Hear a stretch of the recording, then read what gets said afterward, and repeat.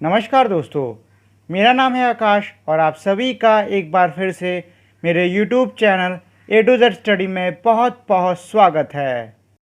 और जैसा कि आप लोग जानते हैं कि इससे पहले वाली क्लास में हमने क्लास फर्स्ट इंग्लिश को ख़त्म कर दिया था और आज से मैंने कहा था कि मैं आपको क्लास फर्स्ट मैथ्स पढ़ाना शुरू करूँगा।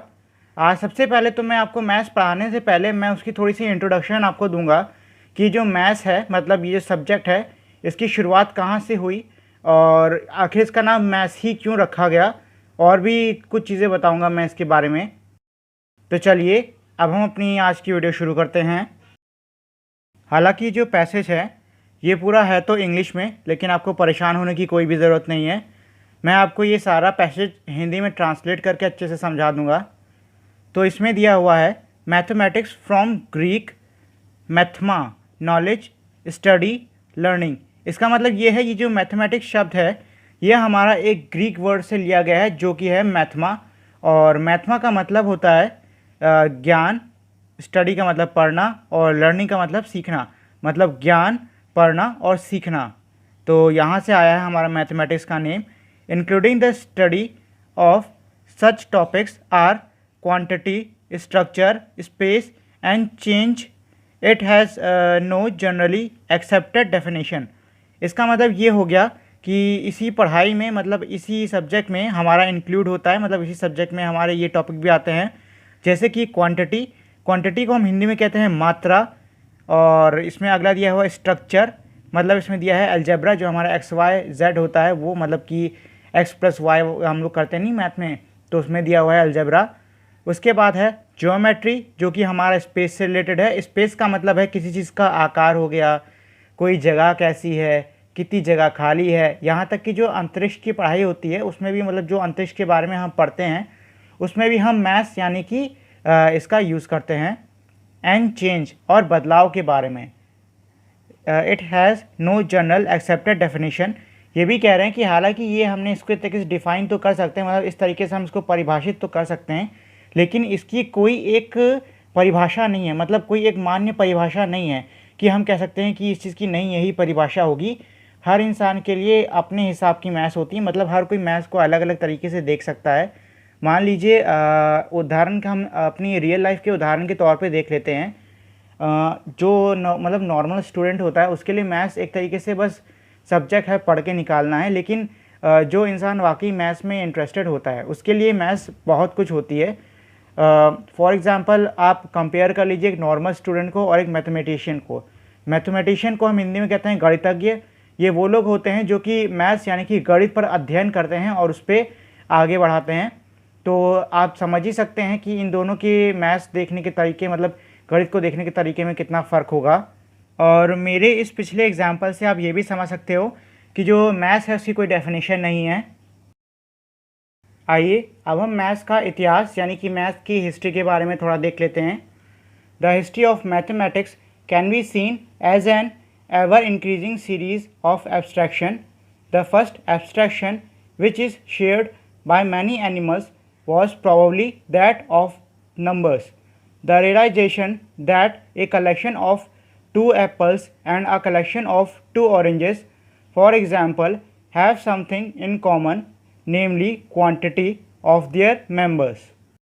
वैसे तो जो मैं आपको अभी इसकी मीनिंग बताने वाला हूँ वो उसकी ओरिजिनल मीनिंग से थोड़ी डिफरेंट है, लेकिन मैं उसको इस तरीके से बताऊंगा कि आपको अच्छे से समझ में आ जाए। इसमें ये कह रहा है कि जो मैथमेटिक्स का हमारा यानी कि जो गणित का हमारा जो इतिहास है वो बहुत ही पहले से देख सकते हो, मतलब इंसानों के आने से भी पहले से आप समझ सकते हो। उदाहरण के तौर पे मान लीजिए कोई बंदर है, वो पेड़ पे गया और उसने देखा कि 10-15 बंदर उसके पीछे हैं, और साथ ही में उसने पेड़ पे देखा कि यही कोई 10-15 सेब भी हैं। तो वो क्या करेगा, वो एक एक दो दो सेब अपने तोड़ने के लिए ले लेगा, मतलब 2 सेब नॉर्मली वो तोड़ लेगा ताकि दोनों एक एक हाथ में पकड़ ले और फिर उसको खाने लग जाएगा। तो यही जो नॉलेज है ना ये 2 सेबों की, यही दर्शाती है कि मैथमेटिक्स हमारा काफ़ी ज़्यादा टाइम से देखा जा रहा है। ज़रूरी नहीं कि कहीं पर अगर गणित हो तो आपका जोड़ घटाना ही हो। नॉर्मल अगर कहीं पर भी आप नंबरों का इस्तेमाल कर रहे हो तो हम कह सकते हैं कि हम वहाँ पे गणित का इस्तेमाल कर रहे हैं। जैसे कि हम अपनी रोज़मर्रा की ज़िंदगी में गणित का काफ़ी इस्तेमाल करते हैं। उदाहरण के तौर पे मैं आपसे कहता हूँ कि मेरे पास 4 पेन हैं, तो ये जो 4 पेन में मैं ये 4 वर्ड का यूज़ कर रहा हूँ, ये मेरी मैथमेटिक्स यानी कि गणित को दर्शा रहा है। इसी तरीके से अगर मैं कहता हूँ कि मेरे पास 5 किताबें हैं, तो इसमें भी जो 5 शब्द है ये हमारा मैथमेटिक्स यानी कि गणित को दर्शा रहा है। इसी तरीके से आप अपने चारों तरफ देख सकते हो, तो आपको पता चलेगा कि आप हर तरफ आपके जो है वो जितनी भी चीज़ें हैं उसमें कहीं ना कहीं मैथ है। क्योंकि मान लीजिए आप खाना खाने जाते हो, तो आप थोड़ा सा खाना लेते हो, तो ज़्यादातर आप क्या देखते हो, उसकी क्वांटिटी देखते हो। तो वो जो आप क्वांटिटी देख रहे हो ना, वो भी कहीं ना कहीं मैथ्स के अंदर ही आती है। Evidence for more complex mathematics does not appear until around 3000 BC, when the Babylonian and Egyptians began using arithmetic, algebra, and geometry for taxation and other financial calculation, for building and construction, and for astronomy. The most ancient mathematical texts from Mesopotamia and Egypt are from 2000 to 1800 BC. Many early texts mention Pythagoras triples, and so by inference, the Pythagoras theorem seems to be the most ancient and widespread mathematical development after basic arithmetic and geometry. It is in Babylonian mathematics that elementary arithmetic, addition, subtraction, multiplication, and division first appear in the archaeological records. The Babylonian also possessed a place value system and used sexagesimal numerical system, which is still in use today for measuring angles and times. इसका मतलब ये है कि जो mathematics के हमें evidence मिलते हैं वो हमें यही कोई तकरीबन 3000 BC के आसपास के मिलते हैं। और कहते हैं कि उस टाइम इजिप्शियंस और ये जो बेबीलोनियन थे, इनके पास मतलब इन्होंने अर्थमेटिक, अलजेब्रा, ज्योमेट्री यूज़ करना शुरू कर दिया था ताकि वो टैक्स ले सकें, मतलब कर ले सकें, और जो इनकी फाइनेंशियल कैलकुलेशन यानी कि इनकी जो वित्तीय वो थी गणना, वो किया जा सके। और साथ ही में बिल्डिंग एंड कंस्ट्रक्शन, मतलब इमारतें बनाना और कई चीज़ें बनाना, मतलब जो कंस्ट्रक्शन होता नहीं है हमारा, घर वर बनाना, बाकी सब, उन सबको बनाने के लिए भी ये लोग मैथमेटिकल यूनिट्स का यूज़ करना शुरू कर दिया था। और साथ ही में ये लोग एस्ट्रोनॉमी का भी यूज़ कर रहे थे।